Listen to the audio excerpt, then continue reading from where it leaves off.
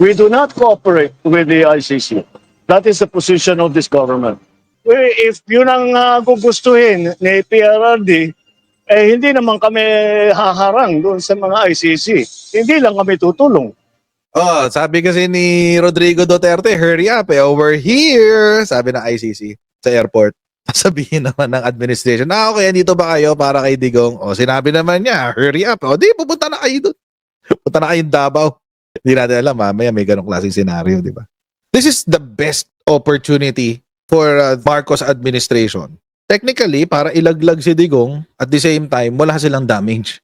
Sabihin lang ng Marcos administration dyan, hinamon mo you brought this upon yourself. Hindi nga kami nakikipagtrabaho sa ICC, tapos ikaw, naipag-ano ka, nag-amon ka, o sorry ka. Ganun lang kasimple yun. It's the perfect scapegoat. Ika nga, baka one of these days naka-neck brace na si Digong.